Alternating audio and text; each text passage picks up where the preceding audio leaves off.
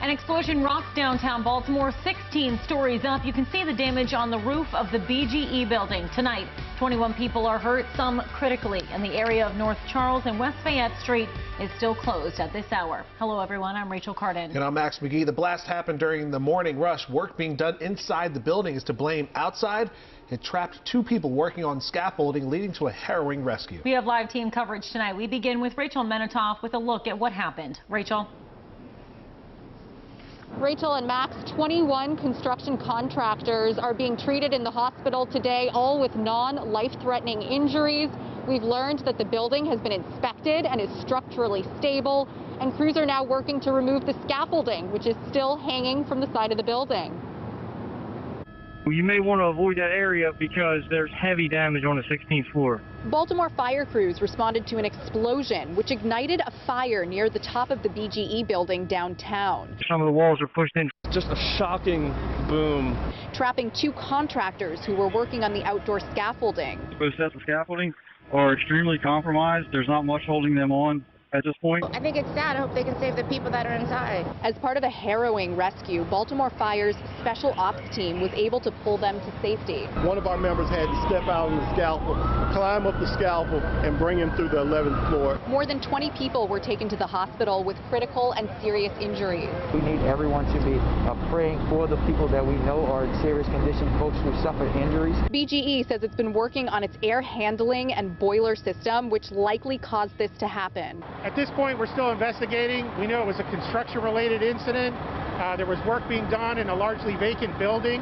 The block wall under the roof is compromised. Yeah, at about 8:20 this morning, it just threw me right out of bed. Matthew Clyde lives just a few buildings away. I had no idea where it was coming from. It could be in my building, the building next door. All I could think was I got to get out.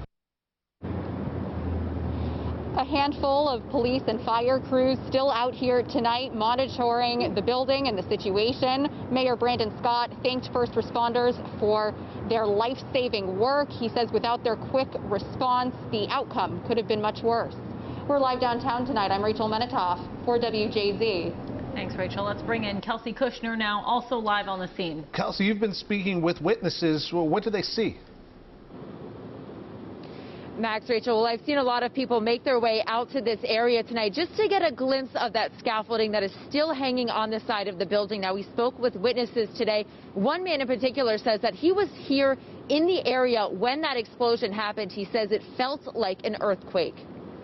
And when boom, I didn't know what it was. WJZ cameras captured the terrifying moment 2 contractors were rescued from a dangling scaffolding on the side of the BGE building that dropped from the 16th floor. I tried to dial 911. Roger Lewis tells WJZ he was one of the first people on scene following the explosion inside the BGE building that caused the scaffolding to drop. He says at first he didn't know what was going on, but he heard a loud boom and felt the ground shake underneath him. It was like a shock, like a big vibration. The glass over here went, wobbled. And I was like, what is that? And boom, you hear the loud sound. He says the air was clouded with smoke and fallen debris, and the explosion blew out some of the building's windows. As we walked further up to try to figure out what's going on, that's when we seen the debris falling. In shock, Lewis watched as firefighters and first responders shut down traffic and rushed to rescue the trapped workers clinging for their lives.